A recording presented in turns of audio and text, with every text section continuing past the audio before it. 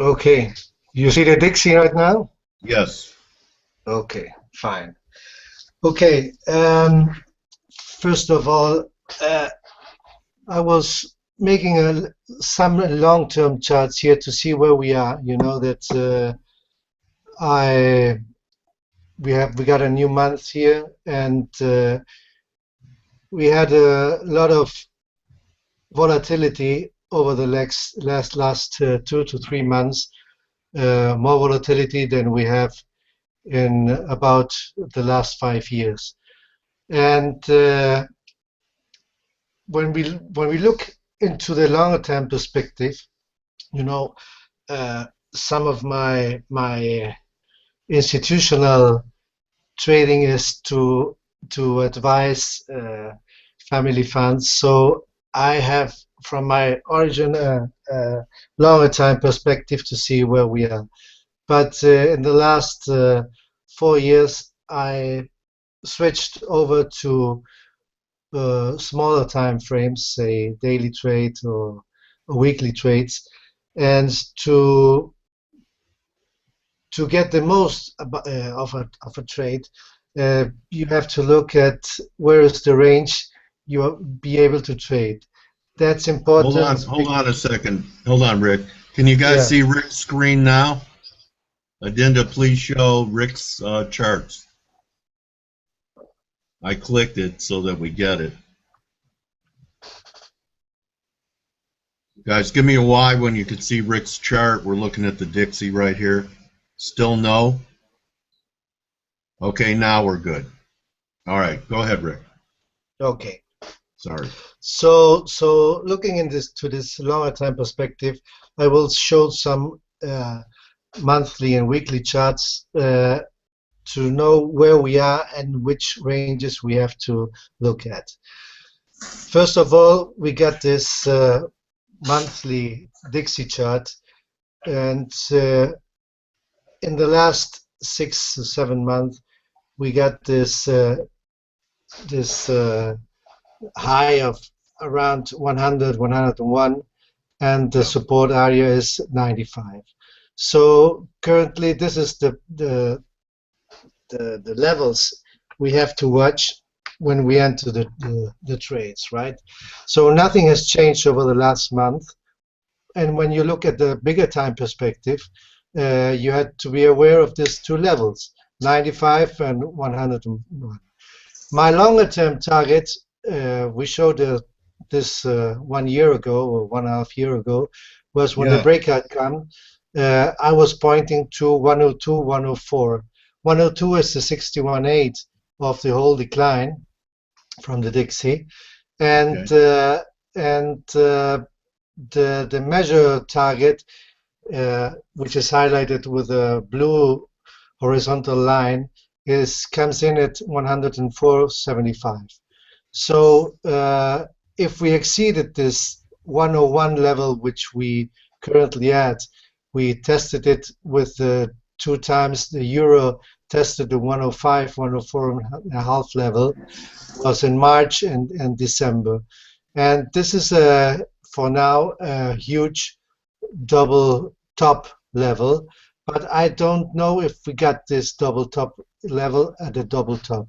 So I will look in the long term for some divergences if we got there, and I only will be long time bearish if we go below the 93 level. So this is to keep in mind where we are and which kind of ranges we should trade. Okay. Okay.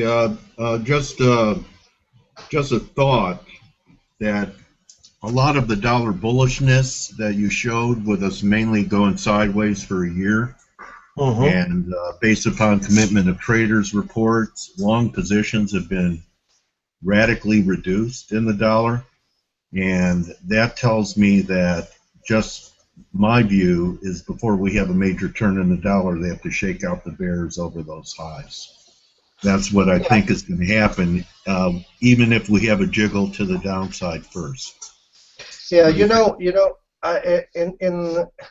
the past I tried to be right about my longer term perspective, and it came to my attention that it's not necessary to be right on. Right. I only try to see what the chart is telling me, you know, You're right. because You're right. there is a lot of talks around the market and Yeah. intention, and as a trader, if you don't uh, want to become an analyst and you define yourself as a trader or as investing hedge manager, you only have to see what is the chart telling you, and don't matter if you're right or you're not, or wrong in your long term view, or what you guess or Right. what your thoughts are, because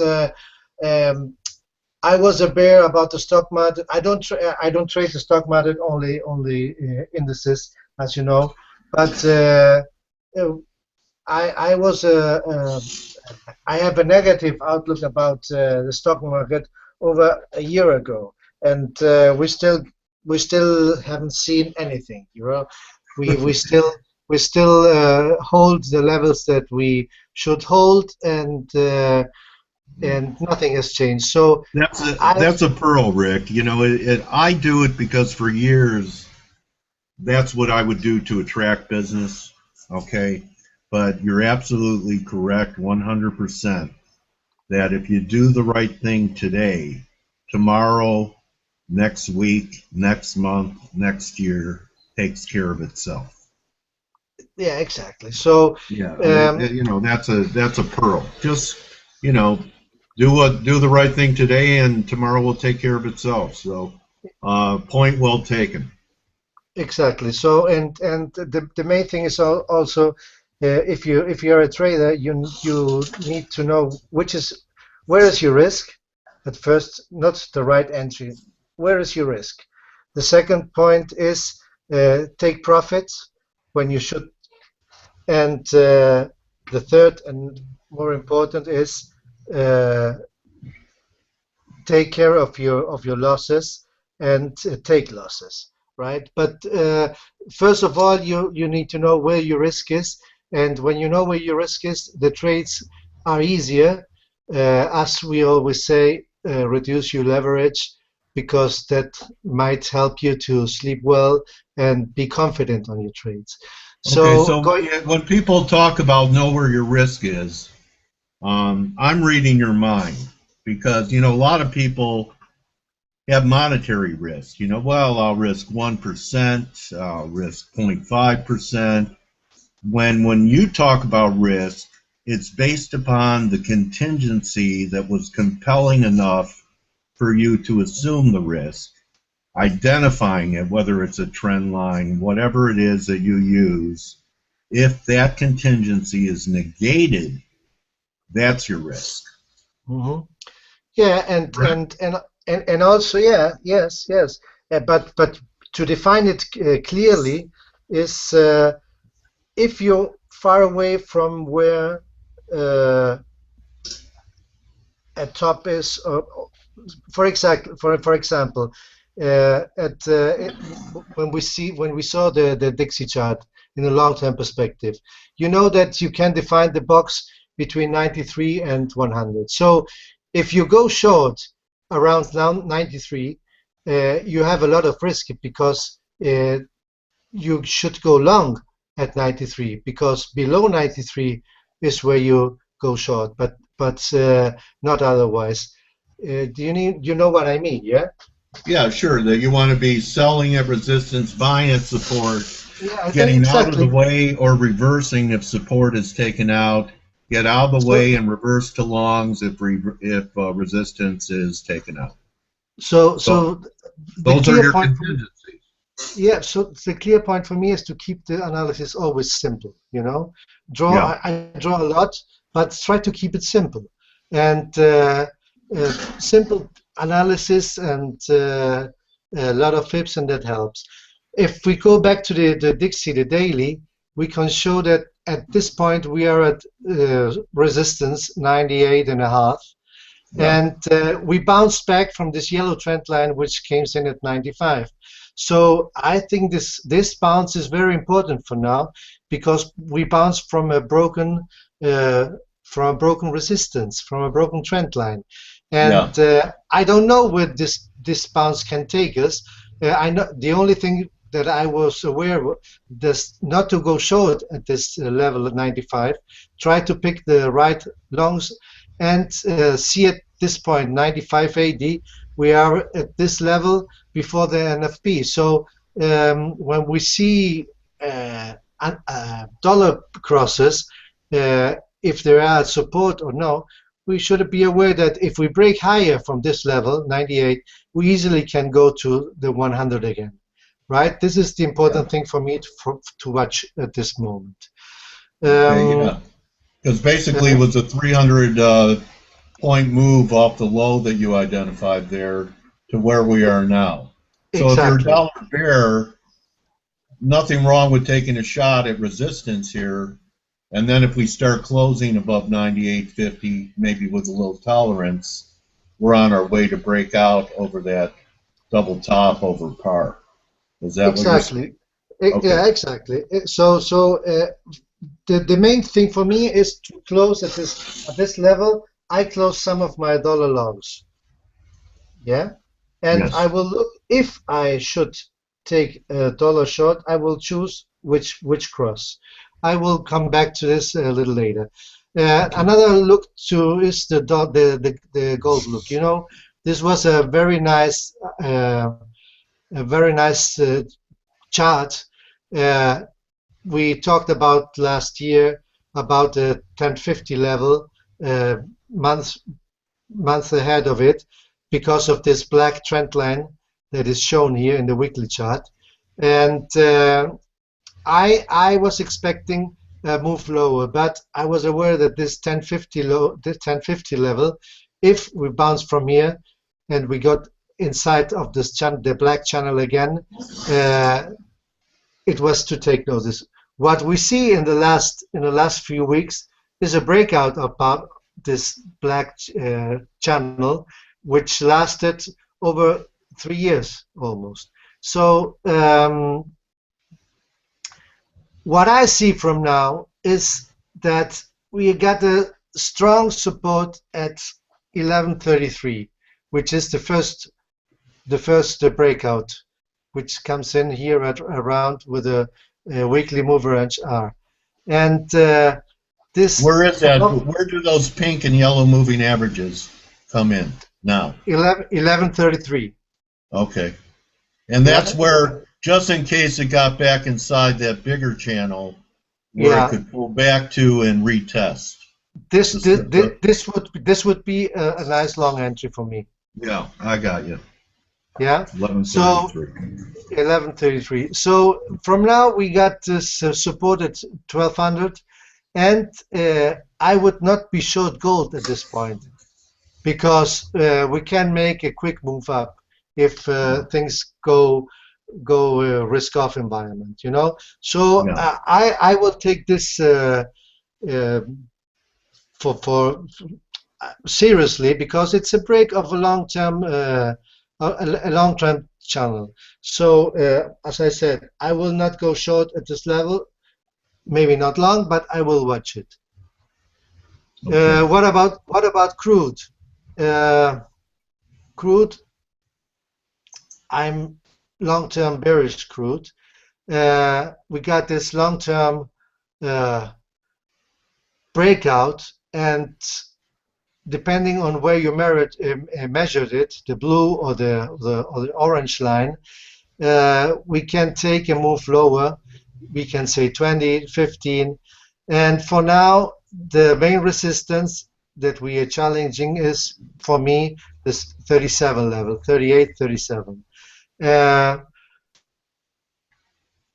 We can make the move to 42 because we got a weekly moving average there.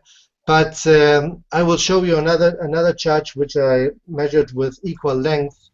This is drawn with equal length movements inside a channel, and if we break this current level of 34 inside this green channel, which comes in at 37, 38, and black equals black, and we got these two levels, these two waves, dotted with blue, with same length. So the equal length will push down below 15. I don't know if we got there.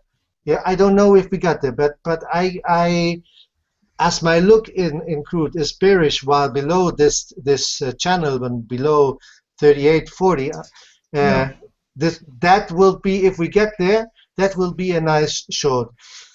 When we talked about dollar shorts, the first pair that came to my attention with this crude rally at this moment is the cat, the USCAT, right? Yeah. We posted this in last week, and I tweeted also about this, that this 36.30 level breakout of the trend line could be a big move down to support area, which comes in at 33, 32 and a half, which is the 200 daily mover edge. And today we broke the 35 level, and I'm short this cross because I had confluence with dollar resistance at 98.50, and I got confluence with crude strength at this moment. So in the short term, I'm looking to take a shot to this level. I don't know if we can get there, but if the move is correct, and I have my stops at entry, I will try to take the move down to this 33 level, 32 and a half. Okay, and the cat in the long term, I think we got here a very, very nice reversal pattern with this long wick in the shooting star. I had my target at 150, and we got to 146.88. And but when you see it, this blue trend line, the support comes in at 35, 34, 134. But it's a monthly, so you have to let them some room. The long-term trend here seems to be bullish, because you can see a confluence of moving average to the upside. So this is a short-term move that I expect to 132, and I think we got nice support there. Okay, nice look. Yeah. Here we got the same look that I mentioned before, with the move below this trend line at around 35. So first support comes in at I don't know if we are not there now, but 134.20 is the first green support, and then we got this possible channel and 200 daily moving average at 132.80. So this would be my target for in the short term if we get there. Okay, nice look. Okay, and we go short to the euro. One year ago, it was March, I think, when we talked in La. Correct. You called that low at that first bottom right there at 104. Yeah, I remember it. Yeah. And this was the first time I saw this long-term chart posted. I had it from 1966, 76. This is it was not the euro, but it's the converted euro. Yeah. And so we are at this yellow trend line. It's a huge trend line, and as you see, we also got this red channel. It's a monthly channel, so we got two confluences there. Yeah, 105, and for now we are wedging here in a sort of bear flag, which we can see in a shorter time view. This green, you see this? We tested it once at 118 upstairs. We break down. we tested it again, and now, well, this chart is from last week, from Friday, when we're supposed to have the talk, and but I see that we also go test this yellow trend line. We broke this yellow trend line, which is also important. So we had a lot of confluence of conflicting zones. So at one point we got this 105 level, which is very, very important because it's a long term. Below that 105, we easily go below parity, and then the long-term views from many traders that we go to parity to 80 or to 95 or whatever, everything is possible. But for now, if we trade a range and we can see Dixie breakout, we should be aware that we're still in this range. Where is the bottom of this range? 105, which is coincident with Dixie high of 101. So let me ask you this, Rick, with the euro tag, the green line, which was a retrace of that breakdown, and we took out the yellow line. Where's that yellow line come in for a back test? And how do you handle a market that's in between a couple of major technical events like it is right here? Okay, for me the euro is very messy, and I stopped trading euro because the ATR is so small that you can't take advantage of it. And you know this because I post in a lot of charts, different kind of charts, like the cable New Zealand, which I traded over a year with a lot of success. And so I take this euro look as only as a guidance, but because there is no clear pattern. When we tested the green line again, it was 1012, and for now, if you take a perspective, a wave perspective, it's a 1, 2, 3 movement. So you can expect the test of 105 again. But if we test the yellow trend line, as you asked me, I give it room to 107.5. Here we get the same view, a little shorter term, which is the black line, and I have this black line at 107.5, 107.80 maybe. Okay, this is my room. But as you see, there is a lot of conflict, and I dotted the black line with this blue circles. How many times we tested this line, and so the next test, if it comes in around 1750. So I'm not short the euro. I think it has a bearish outlook, but I don't short the euro. And maybe I will try to short to go long if we test this 107.5 level. Okay? Got it. Well, here's the euro again. Let's go over to the US Japanese yen. This is also a chart that I post a lot of times before, and the first time it came to my attention is this orange trend line, which is a 27-year trend line. And we tested this, and we struggled. Yeah, but without conviction, Yeah, only one close above it. Only one close. Yeah.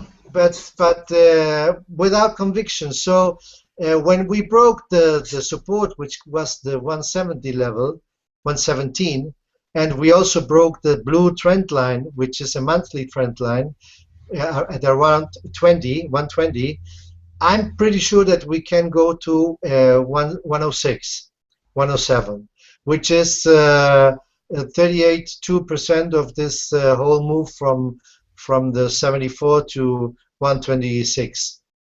Yeah. So for now, which is the outlook for the yen? The outlook is bearish.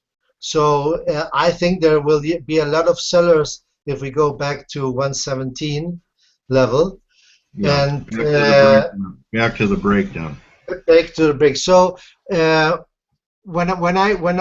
if I take a shot, I will be aware of these levels again. And in the short term, we saw this in La that we got this double bottom at 111. We can take this move up to 114, 115. I don't know if we get there, but we got a lot of resistance around 116. So this should be a low risk entry if we got there. Yeah. The other cross that I came from the long-term view is the cable. You know, we got this huge support area which came in at around 139, and there was a lot of talks that we can test the January 2009 loan of 135. But I think that the only thing that we have to be aware now is that we are a very, very strong support level, 139. So we can bounce very easily from here. And there will be a lot of talks because of the Brexit fear. And if we got the Brexit, I think we go to 120 or maybe below that. But if we don't have a Brexit scenario or a lot of important talks of Brexit with polls that show that the referendum will act in that way, I think that we can bounce from this area again to 145, and nothing will change here, you know. And you know, that's Rick, what I know it would sound quite dramatic, but if you just covered up the prices of this monthly chart here, and we break down under your yellow support and monthly support, and you measure it from the high of the move up around 220, you know that we're talking a 60-cent pound. If you really, you know, and it sounds really crazy, but that would be the measured move of this formation, whether you call it a descending triangle, head and shoulders top, a flag after a 40-cent, after an 80-cent break. You know, I never thought about this before. The measure that you can do from this will be another gameplay, you know. But that will come out with if there is a Brexit. Right. I don't see that before this kind of event that we can make a serious break. If we make a break, then something must be under the covers that we don't see or we don't know. And but I think that this level and a close below this level would be a huge bearish sign, and I will have any kind of cable exposures to the long side on this event. But the main thing for me is to watch this from the chart. You know, this would be the kind of move. Below that is another gameplay. You can. So bottom line, don't be penny wise and pound foolish. Yeah, I will be very careful here on this this event. This is the euro pound. Yeah. The euro pound with this nice trend line at 38 that we broke. You called that last week. Yes, because I have that measured target that it's a long-term target to 78, 80 movement, and we hit the 79.5 level, and I shorted a little bit of it and covered it at 78 because of this trend line, and so we are at this level. I know that we are below this trend line right now at 77 and change. But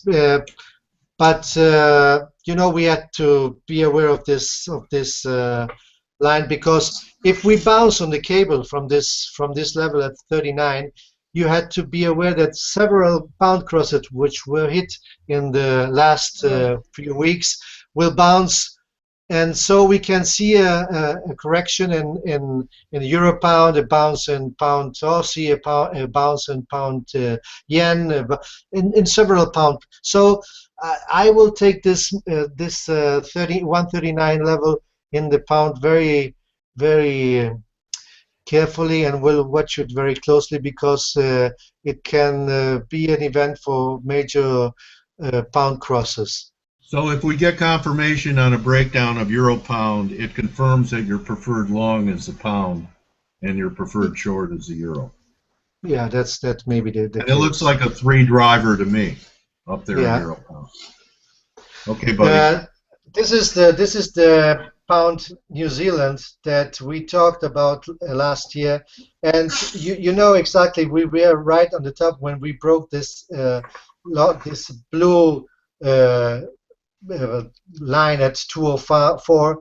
I pointed out in LAR that this could measure a high move to 240, 230, and exceeded it. And this was a very nice move. And last week we talked about that we hit my support area, which was the test again of the 207, 208 level. And from there we bounced almost 500 pips to the 2012 level. So this is a very nice chart. If we get some sort of bounce, this chart, I use it related to risk on, risk off. Well, risk on, risk off meanings, because it acts inverse to risk, you know. So if this is a nice entry level, if you have to give them room. 204, 206, 207 is entry level, and you can make a move back to 220 if we get there. So I exited today, as I tweeted it out, and it's 212 because it hit my first target level. But let me show you. This is what we posted the other days at 27 level with a test of the trend line, and we got to the first resistance, which came in at 212. My resistance level for now is 214. So I will be aware of this move, and if we get a retest of these lows, I will try to go long again. So this is my risk, you know. When we talk about risk, we'll be patient with your entry levels. Try to pick the move up. I will not go long if we are at 210, because I get out at 212. I will wait for a nice entry again, and if it works, fine. At least if we break higher at this 216 level, it means that we can get up to 228 or 230 again, you know. But for now, I will try to pick up the lows at 204, 206, 207 for a move up again. That will be my take on this cross. So in general, pound Kiwi going down is what? Supportive for the S&Ps? Pound, yes. Or negative? Pound Kiwi going down. Pound Kiwi going down is supportive for risk. Yes, because going up is risk aversion. Because it plays out in the past because risk off means emerging market currencies going down, and also Kiwi and Aussie going down, you know. Okay, got it. So this is another one. This is the pound yen, which I also played out very nicely. We traded it here and there several times, and we took the break from 1083, and we covered a little early at 175 and make it back from 175 to 172 or so.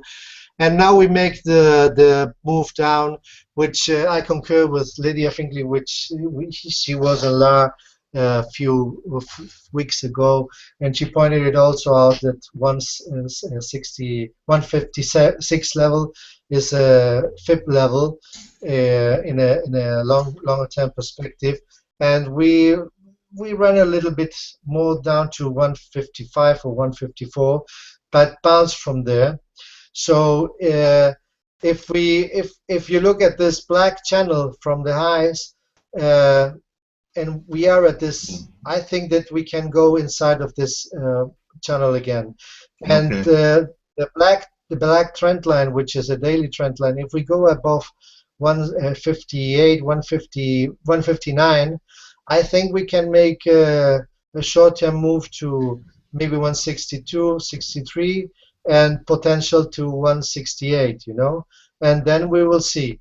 But I think this is for now a nice support area which you have to take advantage of, 155, 156, for a move again inside of this channel area.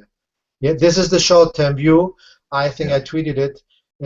We got this 158.70 level, and we may be flagging inside of this level. First resistance comes in at 160. So so this is quite a nice move. I don't know if we got some time. If you well, we can Actually, go. Rick, we're actually running out of it now because I Okay, have Scott okay, Carney coming in a few okay, okay, minutes. okay. But what a Let great me show. presentation.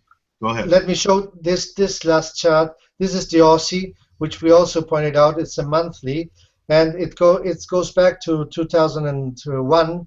So if we break this level, which we're fighting the last 6 months around 70, we can also make a run very, very deep, and this can play out if we get a risk-off environment. You know, Yeah.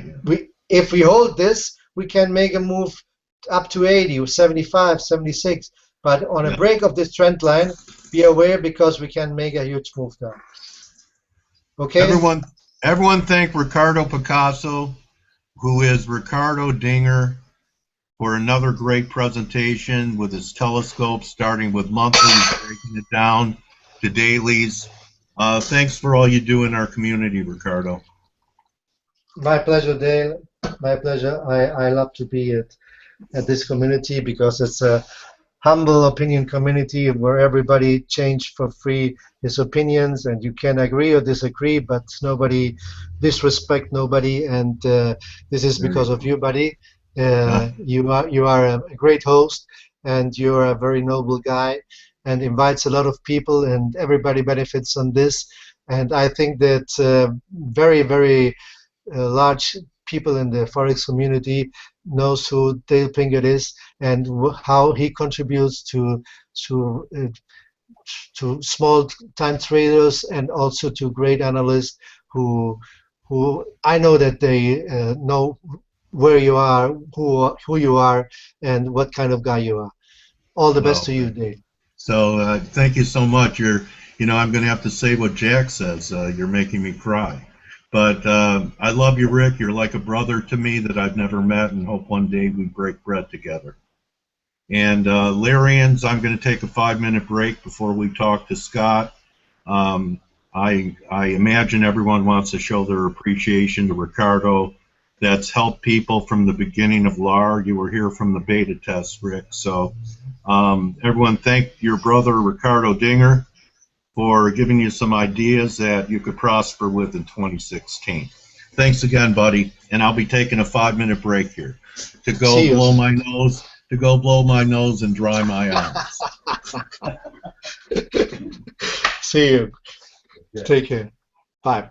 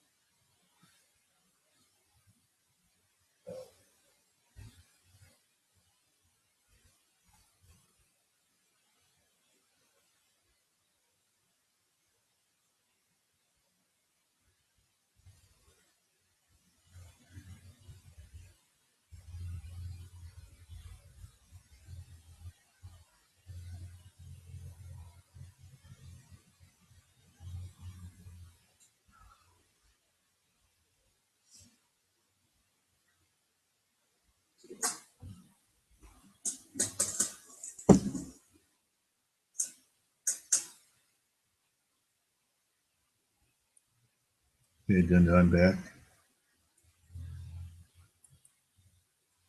What great looks by Rick, huh, guys? So, the giving spirit. Rick doesn't make a dime sharing that analysis with the community, just like everyone here. I give you the man award, Rick, but Scott should be with us shortly. So we have someone who discovered harmonic patterns joining us. Scott Carney will be with us in a minute. Hope everyone's having a decent day. I see crude came off.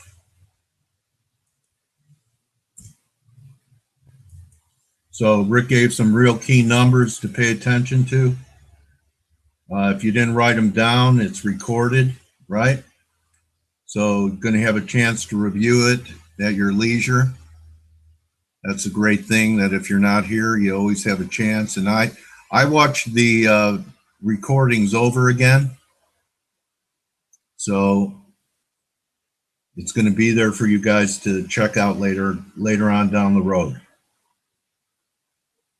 And I'm just standing by waiting for Scott Carney to join us.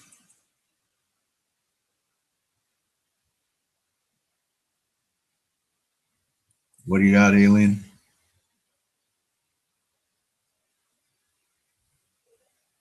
Yeah. All the way down there. Yeah, I think you could be right. So we rallied, then we go down to Rick's number and your area, pretty close, 107-ish he was talking about.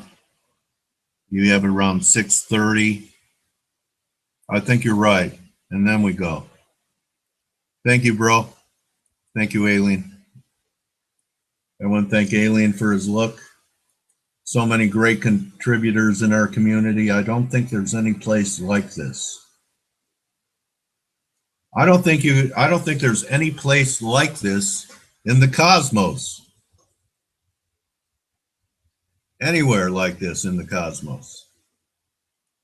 Is there? If there is, let me know. I want to congratulate them. Okay.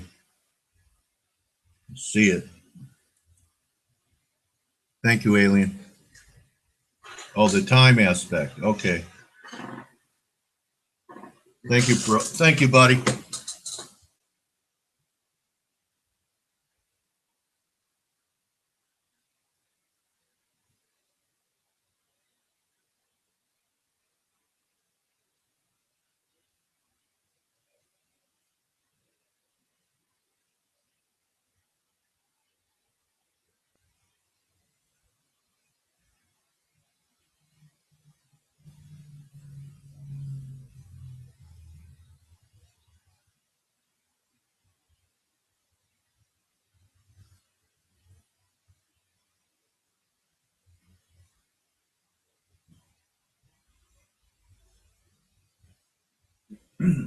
Okay, I had to compose myself. Singularity.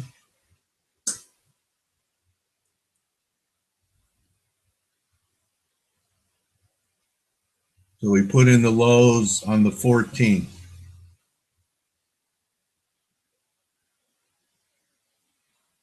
Is that the ECB meeting? Is that the ECB meeting? On the 13th? When is the ECB meeting?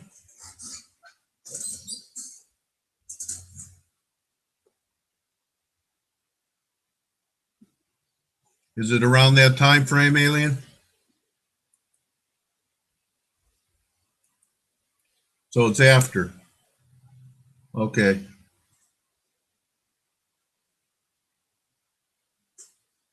Yeah. The market, you can only get what the market gives you. So here we are. We just made another new low here at 108.50. Pounds pulled back to support. Yen's blowing again. Yeah, they are. Aussie yen I liked. I like Rick's call on the guppy. Maybe we get something like this from here. Okay, thank you guys. March 10th, right around that time frame.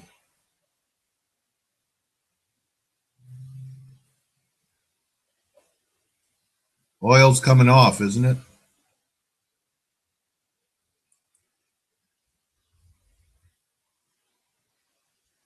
From where it was.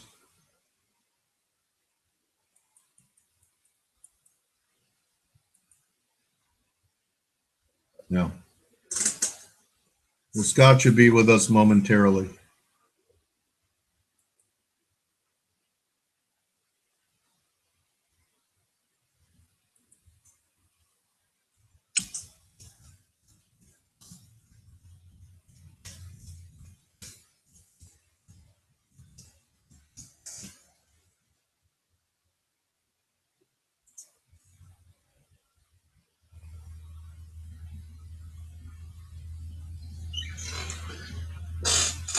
Hang around.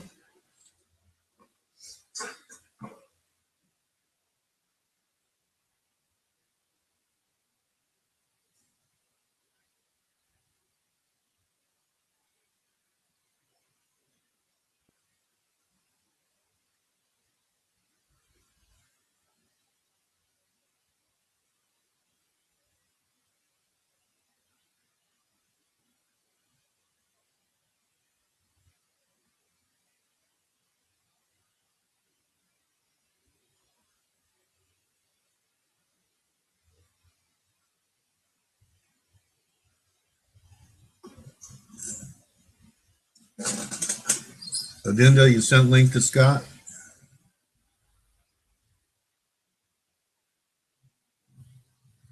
It had Rick downloaded.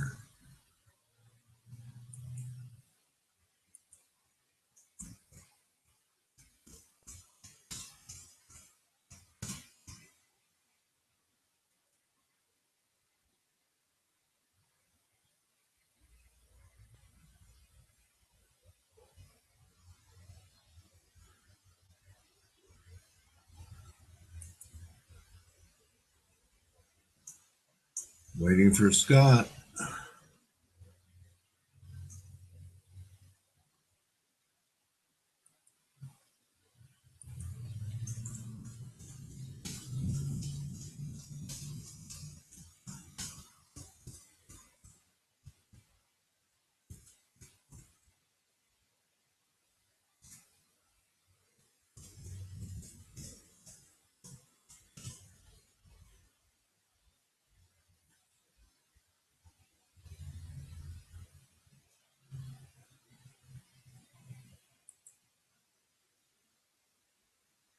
Adinda, you sent the link to Scott?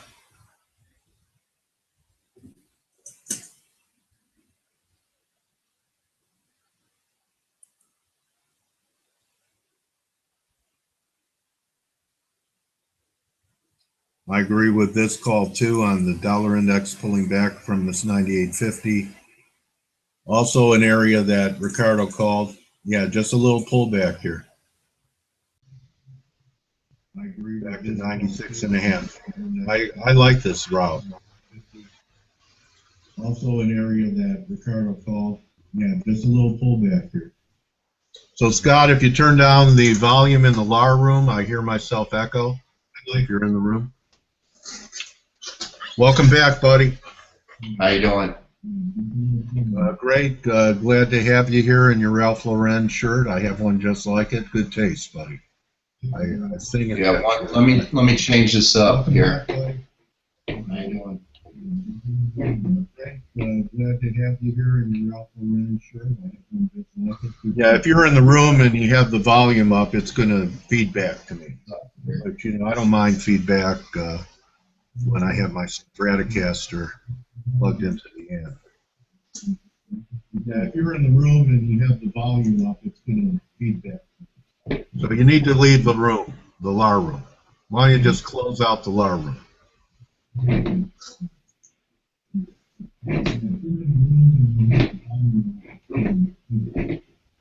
1 second. Let me go.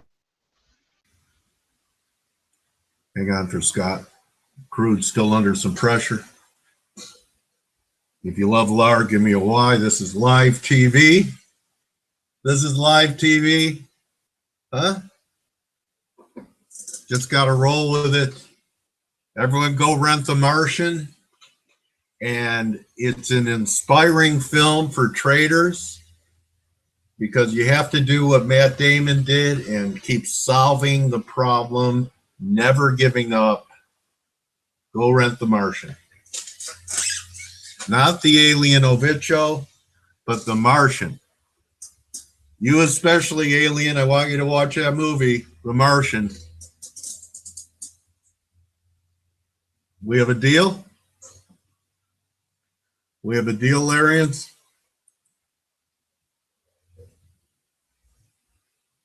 Hey, Midas.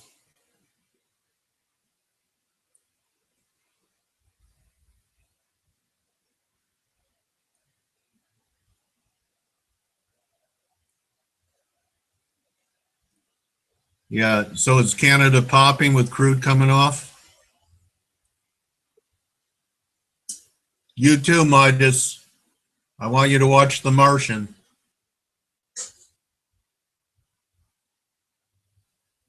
That's your homework assignment.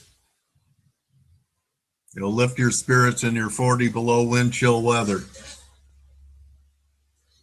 Everyone rent The Martian and bring a report.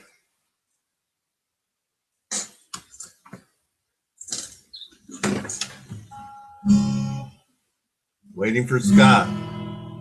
Love me, Larians, love me true. Please don't leave the room. I'll give you all my thoughts, included will be the moon. Love me, Larians, love me true. Never leave the LAR. And oh, my trading warrior brothers and sisters, I love you, and I hope you can afford to buy a new car.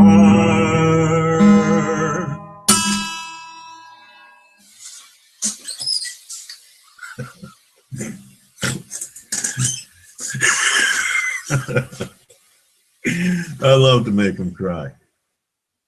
Love making that guy cry.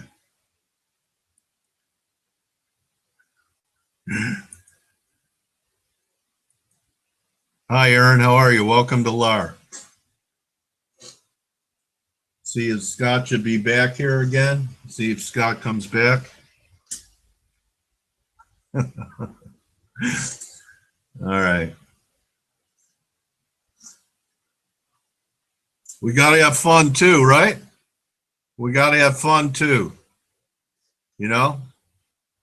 Laughter is so good for you. Crying is good too, Jax, but laughter is better. Crying can be very cathartic. So you've had quite a catharsis hanging out in LAR with me, Jax. Everyone doing okay? Just waiting for Scott to come back. A lot of guests like to be in the room and see it happening, and then we get echoes.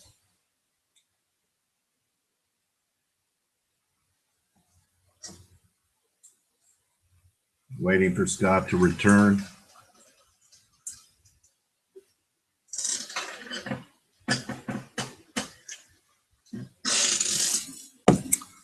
Carlos, too, is a pioneer. Carlos has been here from the beginning. And even before the beginning, Carlos used to come to my webinars on FX Street. So just like people like Abel and Carlos knew me before LAR. Okay, here's Scott again. Thanks. Sorry about that. That's okay, Scott. So I want to welcome you back. Thanks for having me. Really appreciate you having me back, Dale. So I was asking people, I was talking about you as being an expert in harmonic trading, and someone said that at first they said you invented them, which you can't invent laws of nature, right? Unless you're God. And we know you're a man. Right, buddy? You know, the story. You of it all discovered them. You is pretty discovered crazy, them, right? but, Go ahead. like, I identified a number of things. Now, I didn't invent the wheel, but I improved upon it. Got And it. you got to go back to the old time technicians. You got to go back to Wyckoff. You got to go back to Gann. You got to go back to Elliot. You know, Bob Prechter is famous for interpreting Elliot's writings. Elliot doesn't get the due a lot of times that really he should receive. Now, there's other people doing these measurements, people combining Fibonacci with Elliott wave. There's even a harmonic Elliott wave. But in terms of harmonic patterns, okay, what I did in my book in 1998 was define rules. I created most of the patterns. Some of the patterns other people were using, but they did not establish rules. And that was my motivation, was that I recognized that these M and W patterns were not the same, and along the way ran into just an incredible amount of, I would just say, less than scrupulous individuals lacking a lot of integrity. It's a jungle out there, buddy. What's that? It's a jungle out there. It's a jungle. I mean, that's the industry, no doubt. And that's okay. I have a unique story. I'm going to be sharing that very soon, is why I give away a lot of the discoveries for free. Just recently, I made my harmonic analyzer, which is the first harmonic pattern software ever created. I made that as a free software so that people can learn the right way. You know, the harmonic patterns. That's so cool, Scott. That is so. You know what? We're kindred spirits. You know, we have a mission. You know, I'm telling everyone to go see the movie The Martian, because you know the key line for me. Did you see the movie? Yeah. If not, you got to rent it. Okay. The key line for me was near the end where Matt Damon did not know if he was going to make it back or not, and he was telling someone to speak to his parents in case he didn't. He said to do something big and beautiful, even to die for something greater than myself. I agree with that. It's your legacy. Your teachings are your legacy. It's the work, you know, this is the work we chose. This is the industry we chose. It's not a job. This is a lifestyle. I would be doing this until the day I die. But it is always the work that I tried to put forth in front of myself. I never named a pattern after myself. I never named anything after myself, because it was always about advancing the knowledge base of technical analysis. I've been able to interact with some of the top people in the industry that have given me fantastic advice. People in the Market Technicians Association or American Association of Professional Technical Analysts. Sounds like people. we have the same retirement plan. What's that? Slumping over on the keyboard. You know, I'm going to be here When and it's slumping over the keyboard because this is what I do. This is what I love to do. This is, right. You know, and I love what you do, because, you know, there is a real differentiation line, and you're here. You've got your 10,000 plus followers that are all real, and you're doing it every day, and you're showing it. And those kind of communities are not only emerging, but they're lasting. The problem has been is that a lot of other marketers have tried to jump on what are the best aspects of harmonic patterns and to make that quick education buck, and a lot of them have success. They don't last very long, but that's not my motivation. My motivation is the community, is the exchange of ideas. It's to interact with people as a payback for those that help me. And that's why I give away, as I was saying, there's a free book. My first book, The Harmonic Trader, I give that away as a free download at harmonictrader.com. Now we have the free software, Harmonic Analyzer. It has free daily data from Yahoo. Go to harmonicanalyzer.com, download that, get that free. Because I really feel that the education, the basic education for at least getting some skill set has to be free. We cannot discriminate against people if they don't have the money. I get emails from people from Africa, from India, all over the world who say, look, I make $2,000 a year. I can't afford $100 a month. And so I have sufficient resources to help people to learn.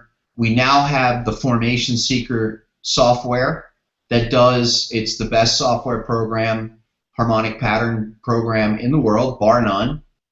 Something we've optimized for the past year and a half, and we make that really easy. You know, if you go to www.formationseeker.com, we have a Try It Now button where you can click and go into the program for 15, 20 minutes, no credit card required. And I think this whole monetization that these internet marketers have done with very good market ideas has kind of created a lot of confusion, because there's great work out there. But the problem is avoiding that learning curve trap of people who are trying to sell you a $5,000 course and you walk away with no skill sets. And so how do my people belief know? is that, Scott, how do people know? Because, you know, there are, you know, I can see the point, and I've had it in my career. Currently, I have a model where I don't have to have subscribers. But, you know, some guys may be very knowledgeable, but they're not wealthy in their own right. And they need to make a living too, and it can't just be their trading, or they'd have so much pressure on them they wouldn't be able to be a good trader. So, I mean, how is someone to know if they are spending money for a service that it could be very well worth it? You know, for example, someone I've interviewed charges $33 a month, and you know, we have transformed in this internet world to, if it's free, it's me. But people are also misled by things that are free. So how can you discern what is worth $1 and what might mislead you just because it's free? That's a great question. I think if you see somebody in person, I've been asked that question before, and they say to you, okay, you know, great question to ask somebody is, all right, what was your last trade? Like if you're go to an interview or you're talking to an educator, what was the last trade that you pulled? That's a little question I like to ask educators of, you know, and why.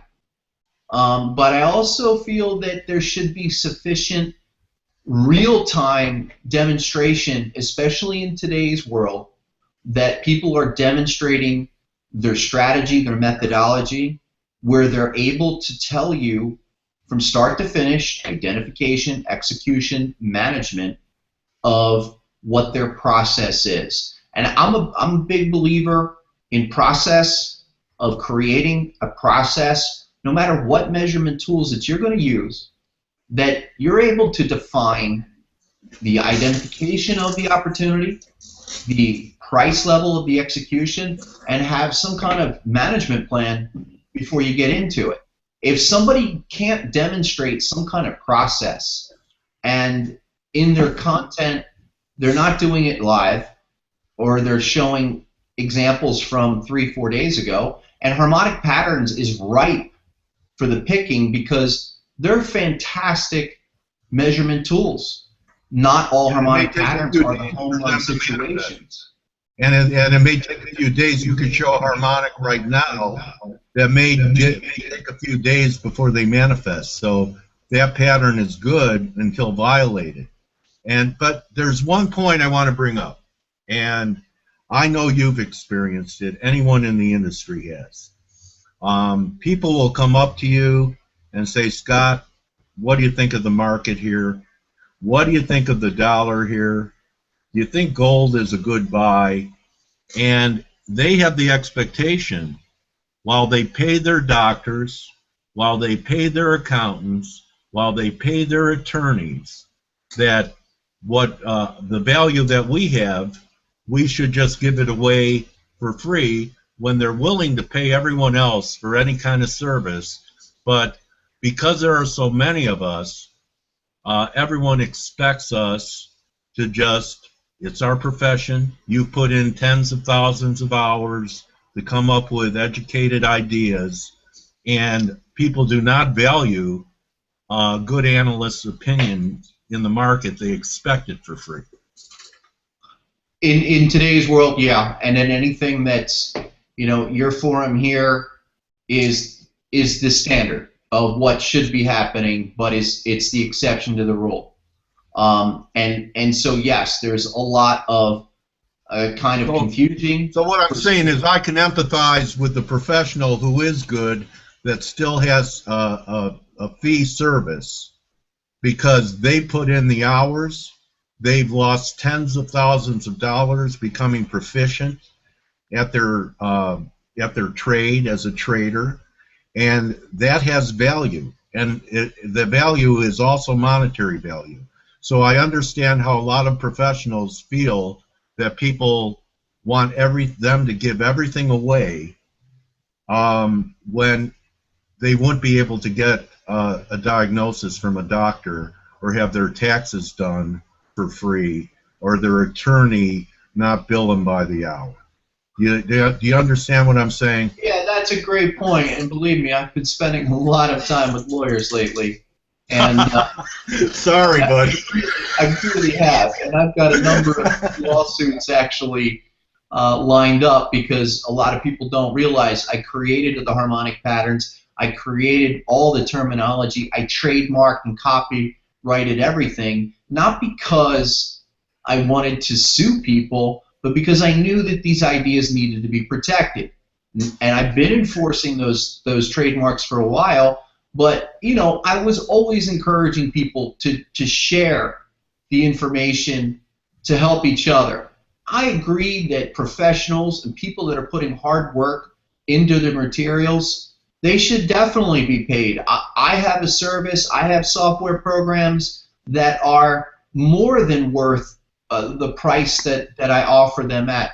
It's not my primary business though, but I do feel that there is a distinction, especially how this industry has evolved over the last 15 or 20 years.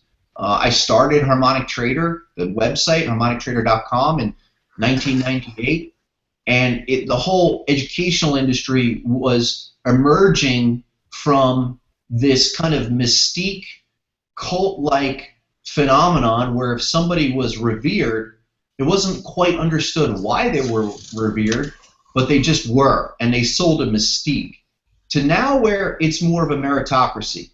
And I believe that you have to put up, present your ideas.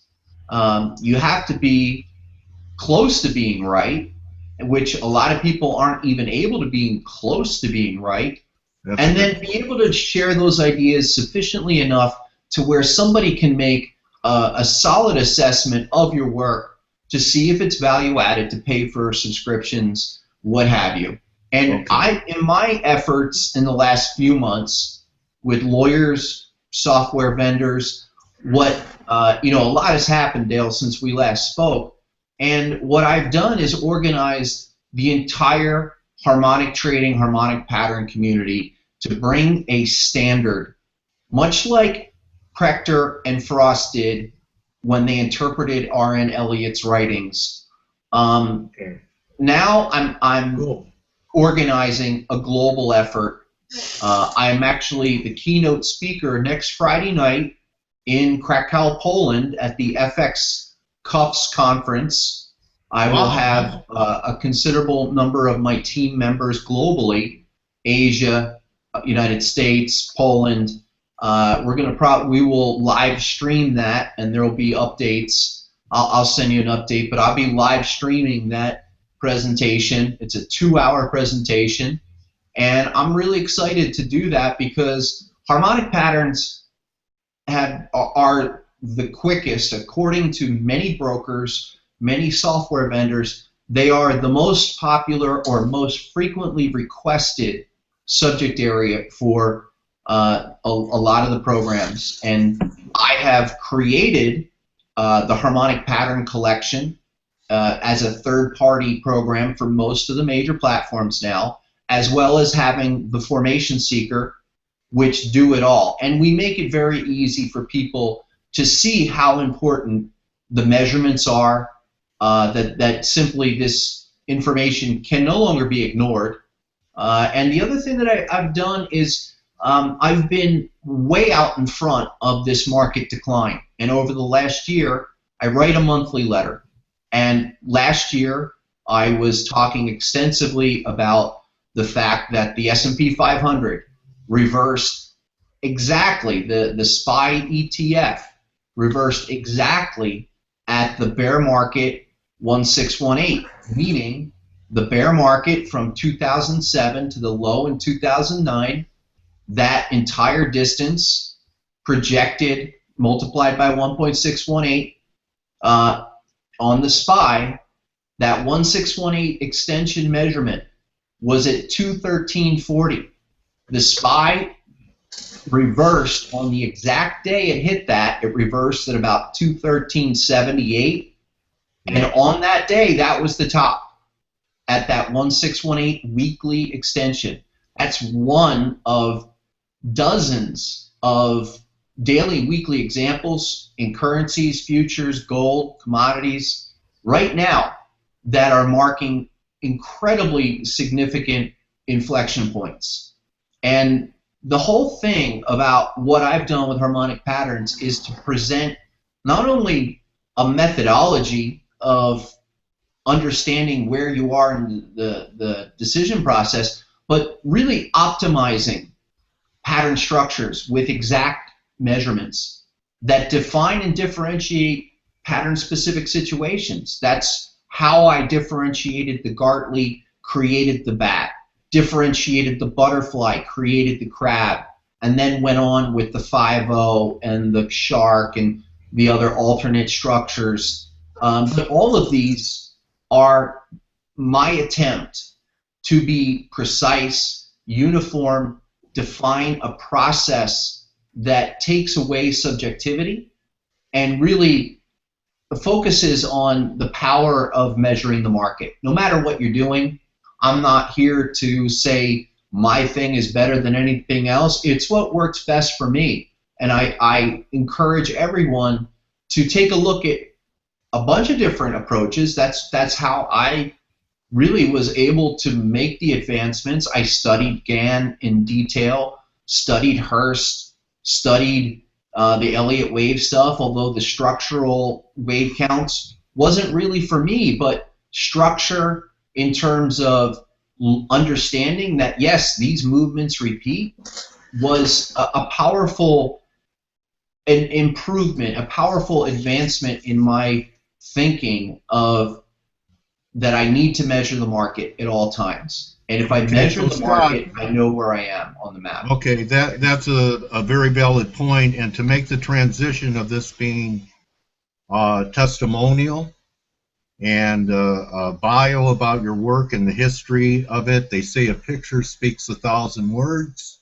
You say we're at some major inflection points. You forecasted accurately the high of the S&Ps. Perhaps you could share a couple of these critical inflection points that you're talking about in the market by using the screen share on the upper left-hand corner.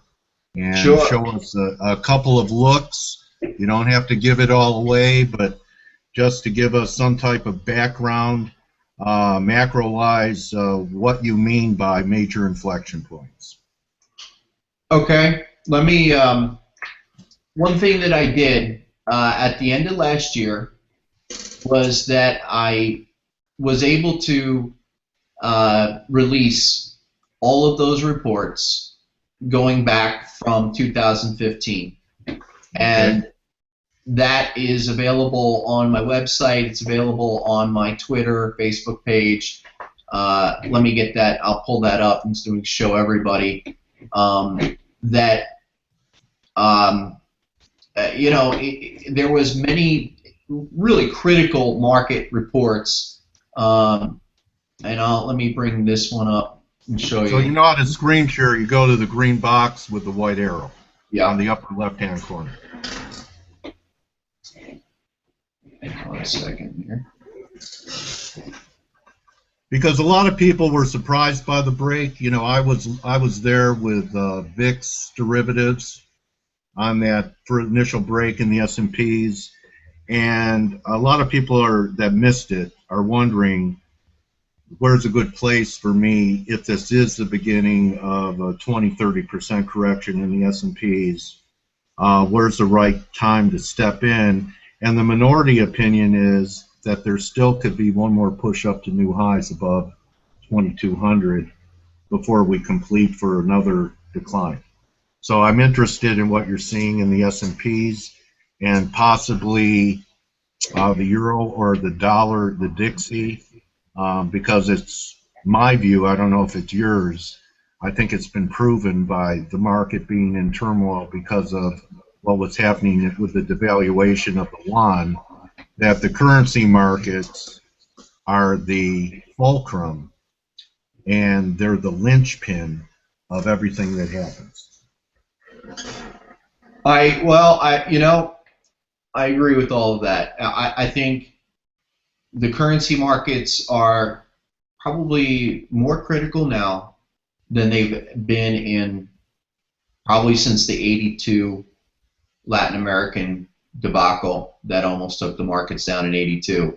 It's you know, I lived in Brazil for a number of years. We just moved back about 2 years ago, and it's incredible what's happened there because that currency has lost more than half its value. But I want to just show. Let me just show a couple of important inflection points as I was talking about. Now, I just go through. This is my August report, and let me first talk about crude oil. Now, I had been talking about crude for a while, and the critical aspect of the crude market was the fact that let me increase this here. We can blow this up. That I was defining for a long time the $38 level as the critical make or break. I had done some work even up here, even and looking at the XLE as that was breaking down as well. But let's talk about major patterns. So that was oil. I'll come back to oil in a second. So here's something I've been talking about for quite some time. Actually, I've been talking about this bat pattern. This is a pattern that I created, which is a different W-type structure that ever since the breakout above 2800, that was the only target. Now, we have this structure up here that defines essentially the 4700 to 5000 level as our important resistance. But this basic structure, this pattern, that's a 15-year pattern. Those kind of patterns are not to be ignored. And on any time frame, the process is still the same. But that was the first, probably the most significant of the structures long term that had me really considering that this retest of the 5,000 level in the NASDAQ was something to be concerned about. Here is NASDAQ 100. It's a slightly different structure, resulting in typically a higher retest, which we had, and we have since then we have retraced off of that. Here's a great pattern in the spread between the composite and the NASDAQ 100. Basically, when the composite was advancing over the NASDAQ 100, that was usually better for a broader market rally. But we had some perfect long-term patterns. There's a regular bat pattern with all of the required ratio alignments that defined that cyclical turning point. So let me ask you this, Scott. Yeah. I know you're good. I know your work is good. But this, to me, is still yesterday's newspaper. Where are you at with the markets, the way they're set up now, going into the NFP and the ECB and the Fed in March? Yeah, Do you have any definitely. views? This is the preface. It's a major preface point, and I'll get right to it after I show this. Okay. So this was the report. This was the SPY. This is right there at the arrow. That was the 1618 weekly extension of the last bear market. So we come off of that, and I'm not trying to be tough with you or anything like that, Scott. This is such a good interview. I want to make it publishable. Okay. So the way it's going to be publishable is if I have some view of what's happening in the markets now and going into the future. I really can't report on what happened at the end of the year or last summer. No, all of this is relevant for what we're dealing with. I just want to give you a heads up. Yeah. I think we have 12 minutes left. I'm not sure if there's someone behind me. Agenda, are we clear till the top of the hour? So I'm asking if we're clear to the top of the hour. We're not. So there's one after this session. How much time do I have with Scott?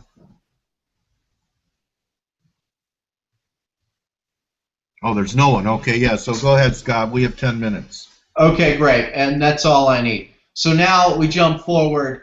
Now we had the retracement pattern. This is the Gartley I have been talking about at 2100. This is defining everything that we've had so far. And this is the retest of that major measurement from back in July. So now, I mean, not only do we have a major weekly measurement, now we had a retracement pattern that was retesting that high point with all of the perfect scenarios, measurements that define that resistance. So what does that mean for now? That means for now we're squeezed between that pattern, the top resistance of that pattern, and then down to this low of the August low. So then let's go to where we're at currently of, let me bring that other one up really quick. Let me bring up, actually the easiest way, just bring up Formation Seeker. And so this Formation Seeker is a free tool you're giving away? No, this is a paid service, but if you want to log in for free, you try it out, you can simply just go try it now and join, and that gives you 15-minute, 20-minute access to peruse everything that is in here to give everybody a fair chance to check it out without needing any kind of credit card or whatever. But let's look at S&P right now. This is and let's go. So right now on this daily, here is the there's our Gartley. Okay, so remember this X point, that was the exact 1618 from the bear market, followed up by a Gartley pattern. We're obviously being affected. The market is respecting these patterns. They're giving us clear measurement basis of what to expect going forward. We know that this is an important top not to be questioned. We know that that top has been confirmed, as I was outlining in those reports, of looking for that secondary retest to confirm this from a long-term basis. So now we're struggling. We're struggling to maintain these October lows. That unto itself, the fact that we've already had some issues here, we're coming down for this test, that squeezes everything that we need to consider about the long term in this range. of the current resistance up here at 2090, 2070 versus these lows down here right there at 1830. So to answer your question from earlier, could we go to a new high and then form a bear market? According to what I do, no. According to what I do, we are already in the beginning stages, early stages of this larger decline. If this is going to be the third bear market in the first 16 years of this century, it's already started. And we know this by this completed pattern here, and we know that once we take out these levels, we're going to see a much larger continuation, probably as much as a 382 pullback all the way back down. If we're going back, let's go on the weekly because that's 1550. 1550. Yeah, and that's where we can at least then have an understanding of, all right, there's something really important up here, and you don't even have to know harmonics, harmonic trading, harmonic patterns. Of just understanding that, yeah, we are looking at something that is different than anything else that we've dealt with in the last 7 years. So a minimum 382 retracement comes in at about 1580, 1575. And sorry, I was off a little. That's and I am somebody that likes to explain the measurements that get you right in close to the ballpark where you understand kind of the environmental character of the market, that we know that this top is not just a simple pause. We've got a number of technical factors here that make this significant. This secondary retest being confirmed is also another important factor, and clearly these obvious lows at 1830 is what everyone is looking at. So we are squeezed currently between that 2070 and that 1820. Now let me post one thing that I had 2 days ago that is brings in even another level of kind of importance to where we are, which is this current 4-hour pattern. And this 4-hour pattern, really nice, is one of the patterns I created, the shark pattern. This impulsive explosion up here and this structure going back to the end of January really defines the next continuation point. One of the things that I've just released is something called Harmonic Strength Index, inspired by relative strength and Wells-Wilder. What we have done is tried to reconstruct the formula, but we really broke it down. We took apart various pieces. We applied important harmonic measurements, the 314, the 1618, creating a bias, like a harmonic bias that measures what we feel is an environmental indicator that gives us some type of degree of how far the market has moved, especially as it relates to the patterns. So the Harmonic Strength Index confirmed this 4-hour high with all of these aspects here. Now we did get that initial reaction. Well, markets rarely peak on confirmed momentum highs. No, definitely, but the combination of the two, there's a few things happening here that reinforce this immediate level at 1965, 1970 as the next continuation point. So we are within 10 points of this retest, and if you are subscribing to that bearish scenario, this overall long-term continuation should be continuing very soon after a failure here to go to new highs. We look at that. The way that I break that down is I treat every approach, every kind of situation as if it was a trade first and foremost. So if I'm looking at this as a trade, my initial entry here is at D, and looking at that 1969 is the critical top end of where we'd be looking to execute. Okay, and if we got through there, do you have a price measurement if we get through there where the next objective would be? The next objective above here, if this fails, is a full retest of that 2070 level. But there would have to be something very significant unfolding for, if we go back to that here, where that's what I'm saying is that all of these structures and patterns are narrowing down the realm of possibility.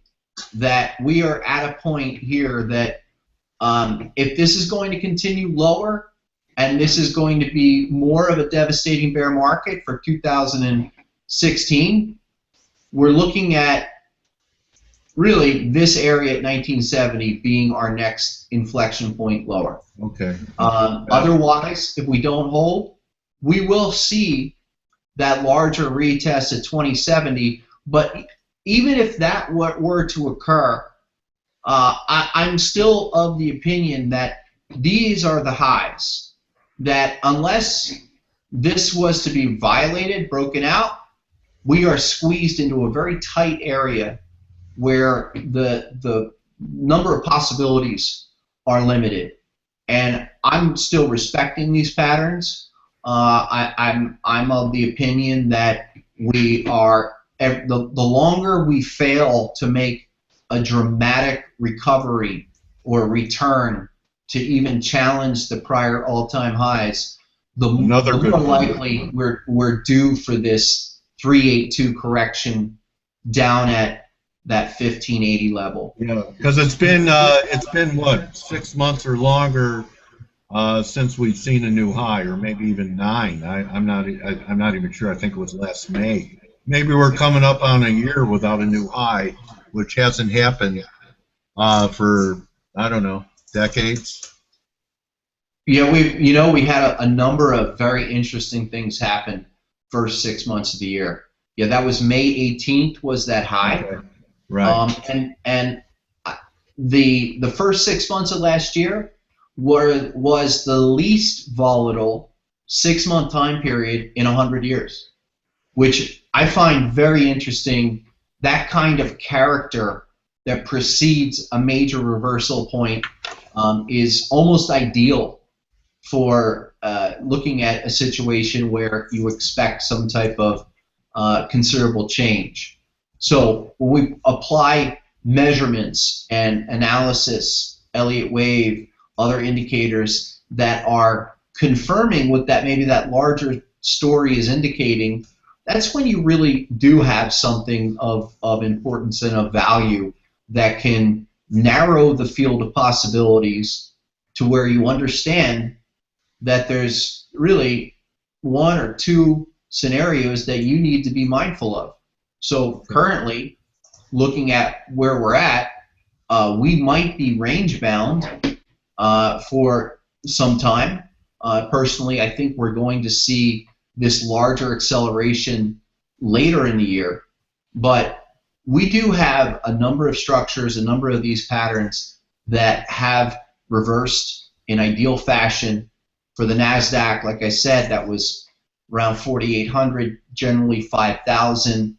The S&P, the Dow is even worse shape, where the Dow has sustained even worse damage than the other 2 indices, where that has really, here's the bearish bat pattern that faced, and that was pretty significant. And again, despite this corrective move down, we have stabilized a little bit here, but nothing impressive. Nothing where it would say, okay, that's extremely oversold, and we get a sharp bounce that might be the next long-term continuation leg. That's not what we're seeing. I just want to show one other quick, some of the really important European indices.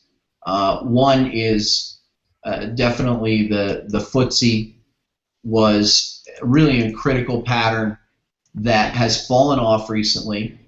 And the interesting thing is when we look at all of this, we look at what we're talking about is comparing the recovery of the 2008 bear market to what has currently happened. And when we've made progress, like I showed, we were able to extend up to the 1618 extension on the U.S. on the S&P 500. But when we look at European indices, much like here the FTSE 100, same with the DAX, is despite everything that they've done, we reversed exactly at this 113 extension, where we actually set up a significant long-term divergence. And these kind of signals provide the backdrop against what we're looking at for the future. So if we understand that, hey, this recovery from 2008 up until 2015 really wasn't all that much, this actually kind of reminds me of the S&P 500 in 2007, 2008, where it didn't make much progress above the 2000 high. But we understand that the longer term action that we need to consider, kind of have as in the back of our heads, what's the major trend? Is the trend up or down? Well, that tells me that the trend is still well established and down in the FTSE, in the DAX. And I'll finish up with one other thing that. How about wrapping it up with the euro or a currency, since this is FX? Yeah. All right. Let's go to euro, because I think that is definitely an important currency that's affecting a whole number of issues. Now, that's not the one I wanted to show. Let me go to the daily chart, because the daily chart is another pattern situation. There you go. That is currently defining everything. So this is something, a bullish bat that I had posted actually on the Facebook feed as this was completing. Yeah. Now, the important thing with this pattern right now in the euro is I consider this pattern kind of a consolidation pattern, a relief pattern, if you will, to alleviate that downtrend of most of last year. But we have the ideal harmonic pattern scenario where the first test of a pattern is usually some kind of sharp, aggressive move. And typically, we do have some type of secondary test. Now, this is acting the same way if it was a 5-minute trade or a 15-minute trade, where our process is we identify the pattern, we take partial profits at one of the two targets, usually the 382. That is measured from the pattern from A to D. This is a 38.2% retracement. We take automatic profits here and then look to secure at the 618. Now, we had that process walk through, and now this is reversed. And actually, we have violated, this is a very significant uptrend line off the low. And this violation right now tells me that we are in the process of retesting this entire 105.50 support area. And that's a very common process that harmonic patterns go through. And this would be the true make or break point. So clearly, euro trending lower until we have a full retest of these lows. These two targets, absolutely critical, and define how far this pattern could go in this short period of time. And that on a weekly, we stretch that out. Let's look at the longer term weekly, that we don't have really too much in the way of if this 105 fails. And so that's why we're continually getting squeezed into this consolidation zone, that if, especially on this next retest, if we violate 105, I mean, we trade 104.99. There's nothing down here until 96. That's going to be your major continuation point. We have this deep crab pattern, but really what's at stake at 105 is not only 90, 96, 98, but we're looking at a full retest of these, the down here, the 2000 lows. This would give us something as low as 87 or 90 level, but that's how tight, that's how critical these levels are of exactly where we are in terms of the big picture. We have squeezed over the last 6 months. We're about to resolve this zone, and I feel that it's still down. And the last one that I'll talk about is the British pound. That's something I've done a number of posts on, had been talking about it in my monthly reports of why I felt the pound would go to 137, and I had been talking about that since, you know, really the 149 level, as this was violated and broken down. On the weekly chart, really the only consideration we need to be concerned with is this full retest. We just hit the 886, literally right now. We're hitting the 886. You know, that's something I started to use after our last interview. Thank you. Excellent. I never used that before, but I've seen it play out. So thank you for that pearl. I would look at that and also recommend the inverse of the 113. Two excellent measures that I developed with the bat pattern and a few other structures, but those are really effective in gauging areas of support and resistance. With the pound, we're really just still accelerating much lower. We've already violated some significant structures here where there is not much that's giving us, there's really not much sign, even though I would love to be a contrarian and say we have an opportunity down here. Even in the harmonic strength index, I don't have anything constructive. That is, I would love to see a secondary confirmation of the low. So we're still trending lower.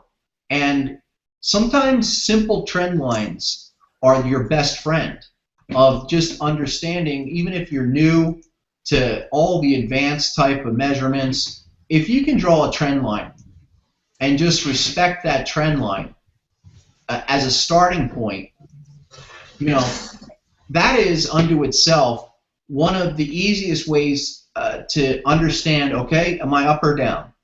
What's the trend say to us? Let me give you one last thing and I'll let you go, because oil has been the other really enormously significant situation. Now, I've outlined this crab pattern right down here, and this is in West Texas Intermediate at this 29 level. And I think this might be at least the start of some stabilization here in the HSI. That gives us some kind of, that's a much better, more constructive, bullish pattern. But I'm still not going to really seize upon that opportunity until we break that downtrend. And we're close. This is, I think we're probably going to go through some consolidation here at the 33 to 30 level, and it still needs time. But this is a great way where we respect the trend and we make some progress out of this trend. Then I'd be more inclined to say, okay, we might have something here in oil. And that is important in terms of integrating the basics with maybe getting a little more advanced with your measurements, if that's Elliott wave, Fibonacci, harmonic patterns, but bringing together multiple readings and measures to confirm what you're looking at. So in this situation, I would love to be a contrarian here. Oil dropped from 110 all the way down to 26, 27. At some point, we're going to have an opportunity down here. And it's getting close. It's getting close in those currencies, but they all need time. And I think that's what we need to look for here in the next few months. I think the broader market, the S&P, that needs time as well. But we are very close that, you know, in a lot of these areas that if they start to break out of their trend lines, if they start to exhibit some kind of change in character, then we might really have a substantial contrarian signal. We're not there yet, but you know, How I about think we're close. How about on the equinox, March 23rd, I believe? You're a GAN guy. You know, I've seen a lot of turning points at the end of a season, beginning of another. I'm hearing from some cycle guys mid-April. Could be even from a year ago they were pointing towards this April. You have any time? Do you do any time work with your patterns? I do time work on that. I prefer to create. I look at the general time zones, and I'm looking for symmetry. I like to look for symmetry, and there are time limitations. In terms of time, we are certainly at that point. I feel that if this is going to do it, it's got to do it now. If we don't make any progress against this downtrend, you know, that's going to really push everything out onto next year. For example, if the euro violates 105, that means we've got a lot more work to the downside, and you pretty much stick with that trend for the rest of the year. Same with crude, same with even equities themselves. So a lot of these are at that point where they're challenging these long-term downtrends, and in comparison to what those downtrends are, especially say in the crude market, we're going to get resistance. I mean, everybody's looking at that downtrend line, but we are at many points. If it's an overdone pound, or if it's an overdone euro, or if it's gold, you know, gold is very close actually to finally giving us some constructive evidence. It's still early, but I feel like we are close to being able to consider that maybe on the long term, in a few months, maybe later in the year, and here's gold on a longer term basis, that again, we can start thinking about it. I've been very bearish personally. I thought gold was going to 800, and there's that downtrend in gold right there. Until we can make progress against this downtrend, you know, we're still in a downtrend. But I would want to recognize these signals early and begin to start to anticipate them. We're not there yet, but we're at a lot of make or break levels that would get me thinking. And I have not been. I've been bearish on gold. I've been bearish on oil extensively. I've been bearish on equities for quite some time. And my gut reaction is that they all need more time at lower prices to present us this opportunity. But it is getting close, at least to where we're going to be early, but we can start entertaining those possibilities. And I feel that's what measuring the market, whatever you do, however you measure the market, as a trader, trading off of charts, relying on chart analysis, technical analysis, that's what I tell my students and recommend to anybody that I talk to, is that whatever you do, measure the market so you understand where you are on the map of the price chart. I measure this interview, Scott, as fantastic.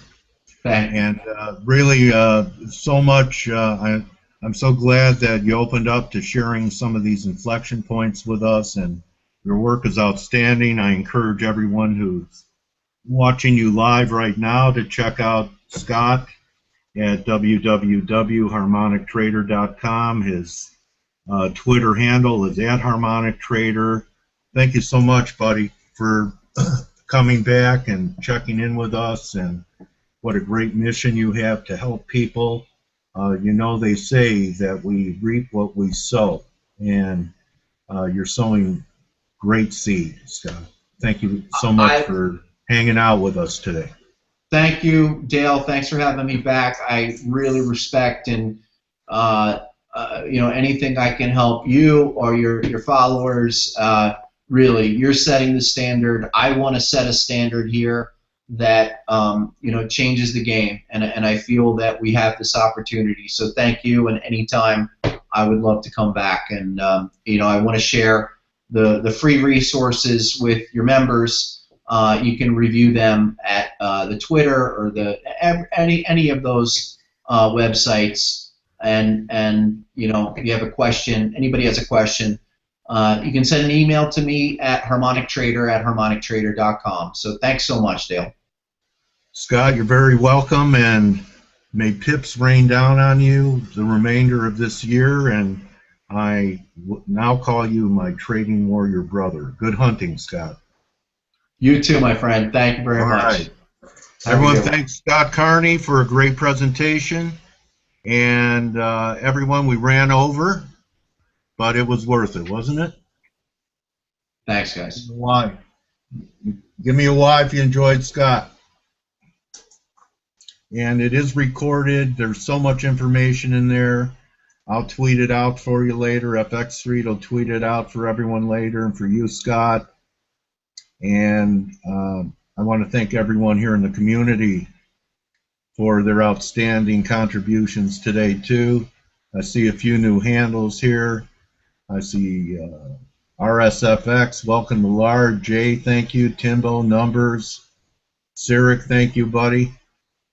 Sinatra, Forex Pipper, Doug, Mervin, Ibby, HB, you're a new handle. Welcome to our community. The Grays, JM, FX John, Ali, FX Praise, Wingman Mauricio, Horace, Ed Z, Parkmore, Solby.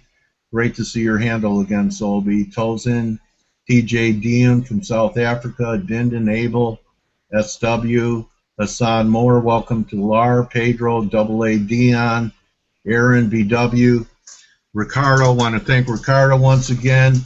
I think that this was an information-packed session. Everyone has 2 interviews to go back and refer to as we carry on through the trading year in 2016. And I can't guarantee your success, but I do guarantee that there are critical levels and numbers and patterns and technical looks that if you go over what we did today, will have a long-term payoff for you in 2016. And as always, guys, you know how I like to wrap it. You know how I like to wrap it, right? Don't just count your pips, count your blessings. Good hunting, everybody. Thank you again, Scott, and I'll see everyone tomorrow. Thanks, Adios. everybody. Bye-bye.